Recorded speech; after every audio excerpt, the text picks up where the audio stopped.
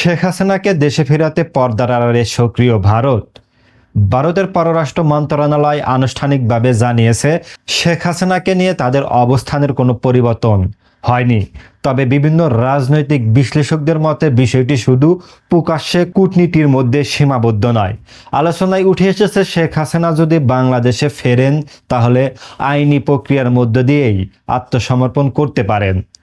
এরপর উক্ত আদালতে আপিল চলাকালে তার নিরাপত্তা নিশ্চিত করার বিষয়েও আলোচনা হতে পারে বলে বিভিন্ন মহলের ধারণা করা হচ্ছে। যদিও এ বিষয়ে বাংলাদেশ বা ভারত থেকে কোনো আনুষ্ঠানিক ঘোষণা দেওয়া হয়নি। বিশ্লেষকদের আরেকটি মত হলো, শেখ হাসিনাকে প্রত্যাবর্তনের কেন্দ্র করে বাংলাদেশের পরিস্থিতি, আইন শৃঙ্খলা এবং আন্তর্জাতিক কূটনৈতিক সম্পর্ক সবকিছুই নতুন করে গুরুত্বপূর্ণ হয়ে উঠতে পারে। বিশেষ করে ভারত, পশ্চিমা দেশগুলো এবং বাংলাদেশের রাজনৈতিক দৃশ্য নেতৃত্ব পরিস্থিতির দিকে নিবিড় নজর রাখছে বলেও তারা মনে করছেন। সব মিলিয়ে শেখ হাসিনার মন্তব্য, প্রত্যাবর্তন শুধু একটি রাজনৈতিক ঘটনা নয়, বরং বাংলাদেশ ভারত সম্পর্ক এবং দেশের ভবিষ্যৎ রাজনীতিতে বড় প্রভাব ফেলতে পারে। আপনার কি মনে হয়, শেখ হাসিনা দেশে ফিরলে বাংলাদেশের রাজনৈতিক পরিস্থিতি কোন দিকে মন নিতে পারে?